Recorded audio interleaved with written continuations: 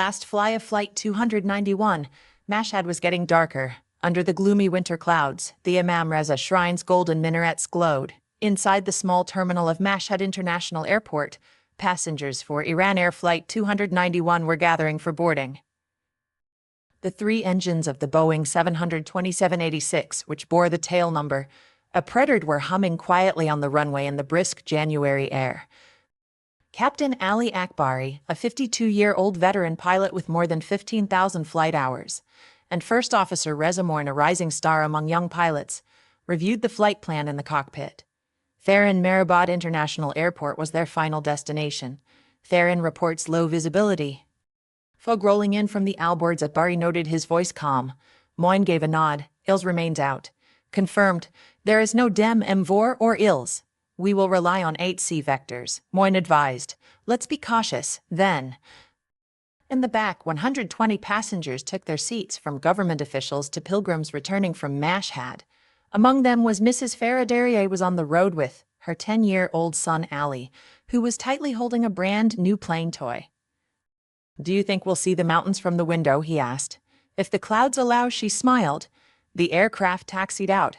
As the engine spooled, the captain announced, Welcome aboard, Iran Air Flight 291 to Tehran, ladies and gentlemen.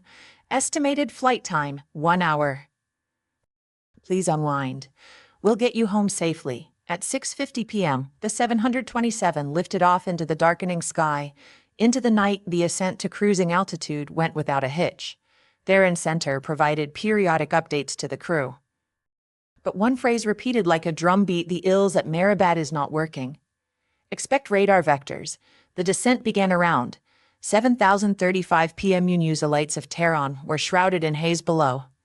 Captain Akbari contacted HE for approach clearance. Iran Air 291 cleared to descend to 7,000 feet. Expect approach runway 29 via radar vectors.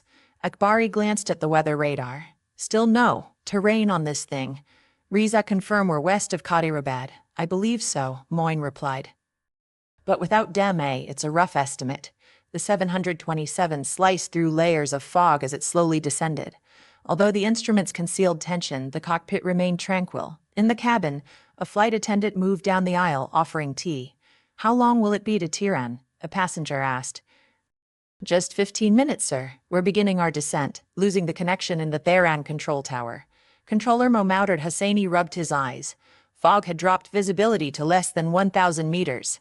The remaining aircraft had been rerouted while two were holding. However, Flight 291 committed itself. Hosseini instructed his assistant, tell 291 to maintain heading 300 back in the cockpit. The captain heard the transmission. Iran Air 291, turn left, heading 300, reach a height of 6,000 feet. Akbari frowned. Are you at 300? That may push us too far to the north, terrain's higher there. We should confirm, Moin said. Akbari transmitted. Confirm 300, request a heading to avoid terrain. There was an extended pause. Affirmative, keep the 300 decreased to 6,000. All right, Akbari muttered. We trust the vectors. Unbeknownst to the crew, Axi's radar calibration was inaccurate. The controller believed the plane was farther south than it truly was. In reality, the 727 was veering toward the Alborz Mountains. Descent blind, the fog thickened. Outside the windows, nothing but blackness. Inside the cockpit, altimeter, 6,500 feet. GPWS, silent, not installed in this aircraft. Akbari consulted the chart. Highest terrain north is above 9,000 feet. They wouldn't have cleared us this low unless we were sufficiently west.